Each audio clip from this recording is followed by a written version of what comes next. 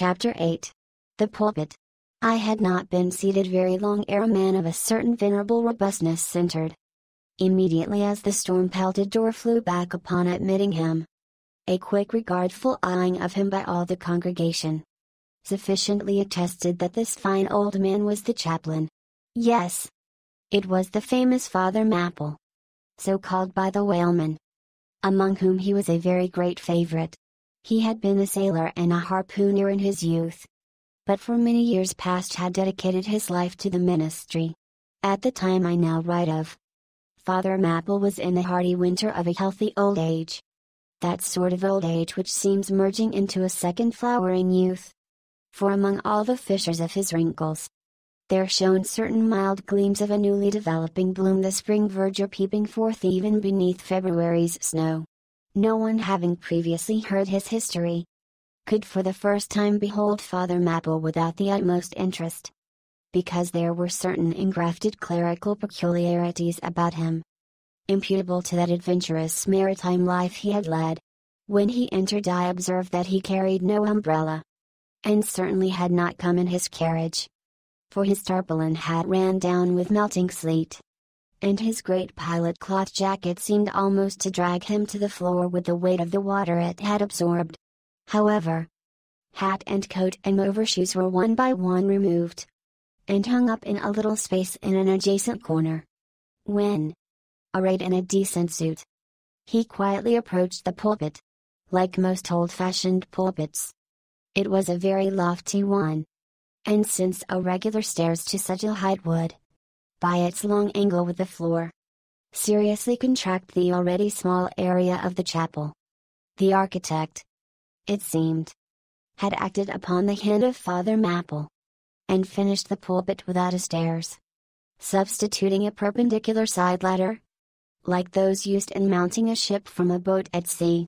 The wife of a whaling captain had provided the chapel with a handsome pair of red worsted man ropes for this ladder, which, being itself nicely headed, and stained with a mahogany color, the whole contrivance, considering what manner of chapel it was, seemed by no means in bad taste.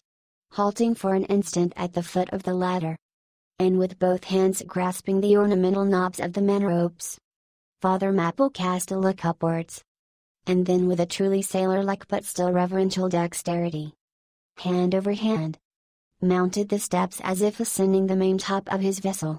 The perpendicular parts of this side ladder, as is usually the case with swinging ones, were of cloth-covered rope. Only the rounds were of wood, so that at every step there was a joint.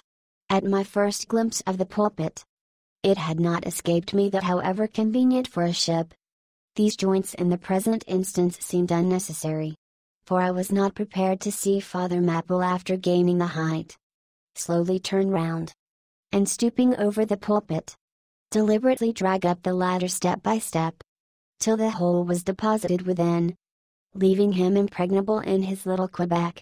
I pondered some time without fully comprehending the reason for this. Father Mapple enjoyed such a wide reputation for sincerity and sanctity, that I could not suspect him of courting notoriety by any mere tricks of the stage. No, thought I, there must be some sober reason for this thing. Furthermore, it must symbolize something unseen. Can it be, then, that by that act of physical isolation, he signifies his spiritual withdrawal for the time, from all outward worldly ties and connections? Yes, for replenished with the meat and wine of the Word, to the faithful man of God, this pulpit, I see, is a self-containing stronghold, a lofty Ehrenbreitstein, with a perennial well of water within the walls. But the side ladder was not the only strange feature of the place. Borrowed from the chaplain's former seafarings, between the marble cenotaphs on either hand of the pulpit, the wall which formed its back was adorned with a large painting representing a gallant ship beating against a terrible storm off a lee coast of black rocks and snowy breakers. But high above the flying scud and dark rolling clouds, there floated a little isle of sunlight, from which beamed forth an angel's face. And this bright face shed a distinct spot of radiance upon the ship's tossed deck. something like that silver plate now inserted into the Victory's plank where Nelson fell. Ah! Noble ship, the angel seemed to say. Be on, thou noble ship, and bear a hardy helm. For lo! The sun is breaking through. The clouds are rolling off, serenest azure is at hand. Nor was the pulpit itself without a trace of the same sea taste that had achieved the ladder and the picture. Its paneled front was in the likeness of a ship's bluff bows. And the Holy Bible rested on a projecting piece of scrollwork, fashioned after a ship's fiddle-headed beak. What could be more full of meaning? For the pulpit is ever this earth's foremost part. All the rest comes in its rear. The pulpit leads the world. From thence it is the storm of God's quick wrath is first descried. And the bow must bear the earliest brunt. From thence it is the god of breezes fair or foul is first invoked for favorable winds. Yes! The world's a ship on its passage out. And not a voyage complete.